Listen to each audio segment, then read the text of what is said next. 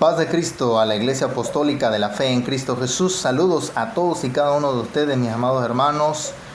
Bienvenidos aquí a su página y canal de YouTube, Doctrina Apostólica, de sus amigos y hermanos Juan Martínez y mi esposa Berenice Yamilet. Muchos de ustedes nos han hecho preguntas que hemos respondido a todas y cada una de ustedes, gracias a Dios. Y se nos hizo interesante recopilar esas preguntas y hacer un video por si alguno de los que están viendo, ¿verdad?, tienen esta duda o se han hecho alguna vez esta pregunta. El día de hoy tendrán una respuesta a estas preguntas. Elegimos algunas, no todas, pero espero que sea de bendición para todos y cada uno de ustedes. Aclaramos que algunas preguntas generarán polémica dentro de la iglesia, pero es mejor decir la verdad a quedarnos callados. Gloria al Señor. Entonces vamos a proceder con la primera pregunta y nos dice: hermano, ¿puede usted explicar Génesis 6 del 1 al 4? Vamos a darle lectura y voy a explicar versículo por versículo. Génesis 6 del 1 al 4. Tienen una duda uno de los hermanos y vamos a darle respuesta. Dice el primer versículo: aconteció que cuando comenzaron los hombres a multiplicarse sobre la faz de la tierra y les nacieron hijas. Claramente está hablando la palabra del Señor en el versículo 1, el comienzo de cómo empezó a poblarse toda la tierra, ¿verdad? Y dice que las hijas de los hombres empezaron los hombres a tener hijas, pues. Pero el versículo 2, ahí viene lo interesante. Dice: al ver los hijos de Dios que las hijas de los hombres eran hermosas, tomaron para sí mujeres. ¿Quiénes? Los hijos de Dios. Y dice: escogiendo entre todas. Ahora la gran pregunta es: ¿quiénes son estos hijos de Dios? ¿Son personas que vivían por ahí, en alguna otra situación geográfica, en algún otro lugar? Por supuesto que no, eran ángeles. ¿Cómo lo sabemos? Porque en los escritos originales la palabra ángel es malajim y es lo que está escrito aquí en el versículo 2. Por eso se refiere a ángeles, no a personas. Por eso el Señor mismo más adelante, en versículos después, hace un arca y le dice a Noé: solamente te vas a salvar tú y tu familia, nadie más. Por eso se sabe claramente que son ángeles y no son personas los que se mezclaron, los hijos de Dios. Versículo 3. Entonces dijo Jehová: no contenderá mi espíritu con el hombre para siempre, porque ciertamente él es carne, pero vivirá 120 años. Fíjate lo interesante de aquí. La mezcla de ángeles y seres humanos provocó que la vida del ser humano se acortara hasta 120 años. Lo está diciendo el versículo 3. El Señor estaba molesto, había una contienda. Dice, el hombre dice: no contenderá mi espíritu con el hombre para siempre. Dice, porque ciertamente él es carne, pero vivirá 120 años. ¿Te acuerdas cuántos vivían antes? 800 años, 700 años. Matusalén, que llegó a casi 970 años. Bueno, a raíz de la mezcla de ángeles con personas, el Señor dijo: el ser humano solamente tiene que llegar a vivir hasta 120 años.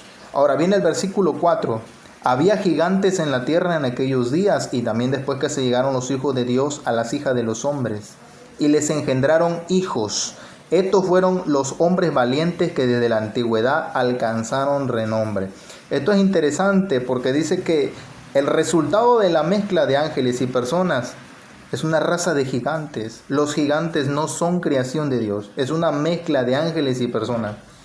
Por eso Dios, esta fue una de las razones también por las cuales Dios mandó a destruir la tierra de Canaán. ¿Se acuerdan que la tierra de Canaán era una tierra de gigantes? Porque los gigantes no son creación de Dios. Es un pecado entre mezcla de ángeles y mezcla de personas. Hay mucho que decir aquí en este versículo. Por eso Dios amó mucho a David, porque David fue un vencedor de gigantes. Venció a Goliat, venció a muchos de los gigantes.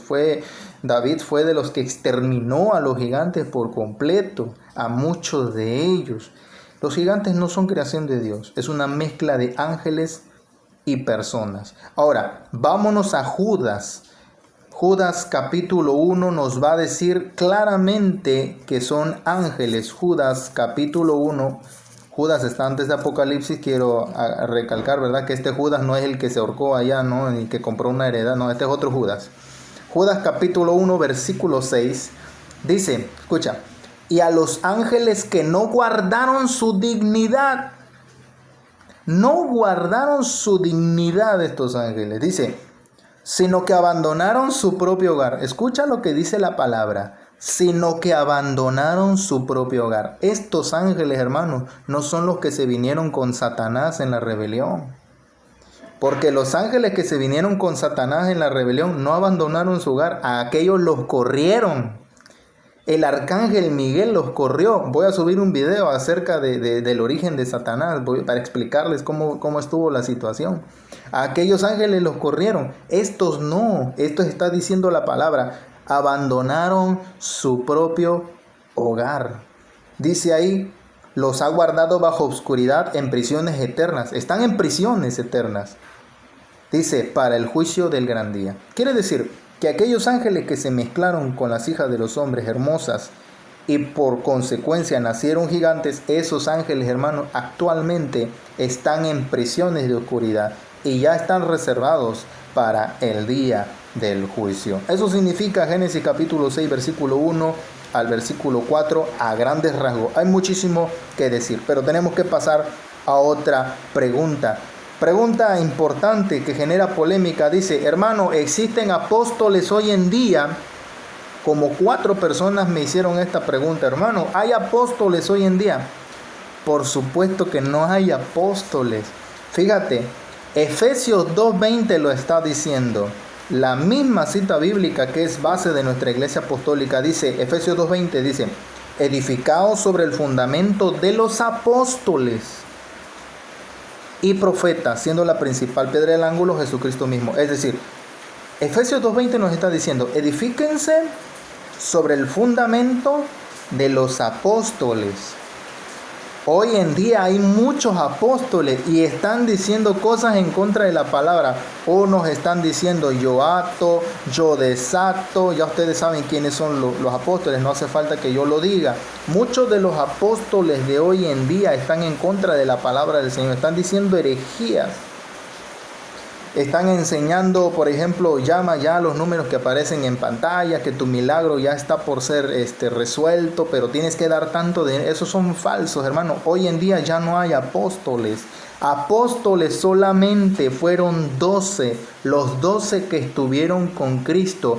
Y esos 12 pusieron fundamento en doctrina. Por eso nuestra doctrina se llama doctrina apostólica, porque nosotros estamos fundados en el fundamento de los apóstoles, de aquellos 12, de los profetas, que también ya no hay profetas, déjenme decirles, pero nadie hizo esa pregunta, voy a explicar eso después. O sea, sí hay profetas, pero no son como antes, pues. Y la principal piedra del ángulo dice que es Jesucristo mismo. Entonces, fíjense bien, 12 apóstoles eligió el Señor, porque son los 12 que representan las 12 tribus de Israel. Ahora, el último apóstol fue el apóstol Pablo. ¿Por qué hubo un apóstol aparte de los 12? Porque estos 12 fueron para la nación de Israel y el apóstol Pablo fue apóstol para los gentiles. Acuérdense que les hemos enseñado que el pueblo de Israel y la iglesia no es lo mismo. El apóstol Pablo fue enviado, fue apóstol a los gentiles. Además, Apocalipsis capítulo 21 nos habla de la nueva Jerusalén y dice que tiene 12 puertas. Y en esas 12 puertas están los nombres de los apóstoles. Y ahí no está el apóstol fulano de tal, apóstol mengano, todos esos que aparecen allá robándoles dinero a la gente. Esos no están ahí, ni los apóstoles que están hoy en día. Solamente son 12 puertas, porque son 12 apóstoles las que Jesucristo instituyó en la palabra del Señor. Solamente hay 12 apóstoles. Además, eso de autonombrarse apóstol comenzó apenas en el año 2000 para acá. Del año 2000 para atrás, nadie, escúchenme, nadie se autodenominaba apóstol. Ni Billy Graham, ni el hermano G.J. Ávila, que fue un hermano que nos bendijo durante muchos años. Nunca ellos dijeron, yo soy apóstol fulano de tal. No, eso apareció a partir del año 2000 para acá. Hoy en día cualquiera es apóstol, pero no te dejes engañar. Ya no hay apóstoles hoy en día. Gloria al Señor. Otra pregunta. Dice, hermano, ¿es bueno que un pastor ore por la gente y se desmaye? Hermano, en la Biblia no existe un solo indicio de un apóstol o de alguien que ore por otra persona y esta persona se desmaye. Eso no es bíblico. Nosotros, mi esposa y yo, hemos orado por personas. Nadie se desmaya, al contrario. Ellos dicen haber recibido algo, ellos dicen haber sentido algo desde la cabeza hasta los pies, hermanos, porque Cristo, el Evangelio de Cristo es vivir, es una experiencia con Dios. Dios no te va a estar desmayando para que luego te despiertes y digas, ¿qué pasó? Que no me acuerdo de nada. No, hermano, hazte la pregunta, si Dios quiere desmayarte, ¿para qué quiere desmayarte? No, eso no edifica, hermano. Entonces, cuidado con esas prácticas que se han estado metiendo en las iglesias. Nadie puede desmayar a nadie. Incluso el Espíritu Santo, cuando uno habla en lenguas, uno está consciente de lo que está haciendo. Porque luego se hace un desorden, hermano, adentro de las iglesias. Gloria al Señor. Otra pregunta dice aquí, hermano, ¿es bíblico decir me cubro con la sangre de Cristo? Esta pregunta me causó un poquito de risa, ¿no? Podría decirse así. Porque pues esto muchas personas lo hacen uno por miedo. Eso de me cubro con la sangre de Cristo, muchos lo hacen por miedo y otros lo hacen porque pues no lo saben, no lo conocen. Mire, hermano, por lo regular los que dicen esto son personas que van a orar por endemoniados. Mi esposa y yo hemos orado por endemoniados. Dios no nos ha dado, ¿verdad?, esa experiencia de orar muy seguido por endemoniados. Sin embargo, las veces que lo hemos hecho, jamás hemos dicho, me cubro con la sangre, o yo te cubro con la sangre, o nos cubrimos con... No, hermano, si ya estamos cubiertos con la sangre de Cristo. El día que usted aceptó a Cristo en su corazón, es más, el bautismo significa muerte junto con Cristo y resurrección a una nueva vida. Si tú tienes a Cristo en tu vida, tú tienes la sangre del Cordero que te limpia de todo pecado. No tienes por qué andar diciendo, yo me cubro con la sangre de Cristo. Y yo me cubro. No, hermano, usted ya está cubierto con la sangre de Cristo. Es más, la iglesia del Señor vale la sangre de Cristo. Gloria al Señor.